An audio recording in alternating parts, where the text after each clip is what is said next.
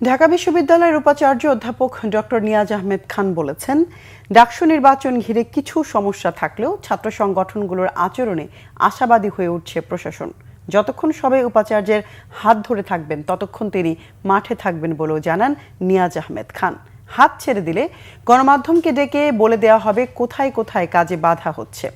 এদিকে ডাকসু নির্বাচনের প্রধান রিটার্নিং কর্মকর্তা জানিয়েছেন, অতীতের সকল রেকর্ড ভেঙে এবারের নির্বাচনের প্রার্থীর সংখ্যা 462 জন।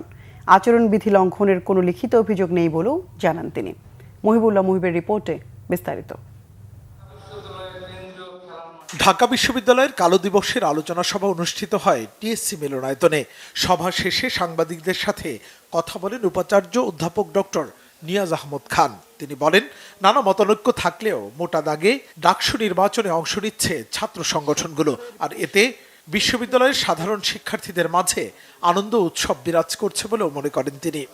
এখন পর্যন্ত আমাদের ছাত্র সংগঠনগুলো যে আচরণ করেছে তাতে আমরা আশাবাদী। অত্যন্ত আনন্দ এবং উদ্দীপনা সাধারণ শিক্ষার্থীদের মধ্যে ছড়িয়ে গেছে, সেটি আমাদের বিরাট একটি শক্তি।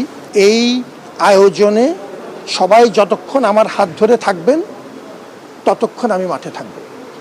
যেখানে আমার হাত ছেড়ে দেবেন আমি পরিষ্কার আপনাদেরকে ডেকে বলে দেব যে এই জায়গাতে আমার বাধা হচ্ছে। প্রধান রিটার্নিং কর্মকর্তা জানিয়েছেন, ত্রুটি বিচ্যুতির কারণে যাদের মনোনয়নপত্র বাতিল হয়েছে তাদের করা আপিলের পর যাচাই বাছাই শেষে প্রকাশিত হবে চূড়ান্ত প্রার্থী তালিকা। বিপুল সংখ্যক প্রার্থী হওয়ায় ব্যালট বক্স নিয়ে দুশ্চিন্তার কথাও জানান তিনি। যাদের মনোনয়নপত্র আমরা বিভিন্ন ত্রুটির কারণে আমরা স্থগিত রেখেছি, তারা এর ভিতরে 28-29 জনের মতো এর ভিতরে আপিল করেছে। আগামীকাল সকালে আমাদের আপিল নিষ্পত্তি বোর্ড আছে, সেখানে তাদের মনোনয়নপত্রের বিষয় সিদ্ধান্ত হয়ে যাবে। আমরা আশা করতেছি কালকের ভিতরে এটা সলভ হয়ে যাবে। উৎসবমুখী পরিবেশে আপনি চিন্তা করছেন 462 জন প্রাথমিক তালিকায় আছে, 509 জন ডাকসুতে নমিনেশন ফর্ম সাবমিট করেছে। এটা ইতিহাসে রেকর্ড। এদিকে আনুষ্ঠানিক প্রচার প্রচারণার বিধিনিষেধ থাকলেও মধুর ক্যান্টিনের সামনে আনাগোনা বাড়ছে প্রার্থীদের। আছে নির্বাচন নিয়ে নানা শঙ্কাও। এসএম হলে তো জুলিয়াস সিজার তালুকদার আমাদের উপর, আমি নিজেও ভিকটিম ছিলাম সেখানে, যে আমাদের উপর যে ডিম নিক্ষেপ করে হামলা করে ছেলেদের উপর। তো আসলে কোনো আসলে ঘটনারই কোনো সুষ্ঠু পদক্ষেপ বিশ্ববিদ্যালয়কে নিতে দেখছি না।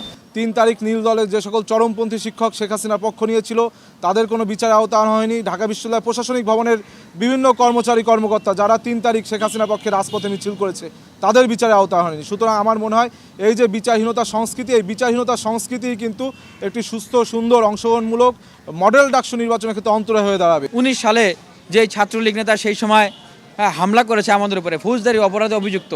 ছাত্রলীগ বলে যে সারাজীবন খারাপ থাকবে এটা আমরা বলি না, মানুষ ধর্ম পরিবর্তন করে, মানুষ ভালো হয়, কিন্তু ফৌজদারি অভিযুক্ত একজন ব্যক্তি তার বিচার ছাড়া সে কিভাবে প্রার্থী হয়? সংশ্লিষ্টরা মনে করছেন এই ডাকসু নির্বাচন এককভাবে ঢাকা বিশ্ববিদ্যালয়ের প্রশাসন অথবা নির্ধারিত কোনো মহলের বিষয় নয়। মুহিবুল্লাহ মুহিব, বাংলা ভিশন, ঢাকা।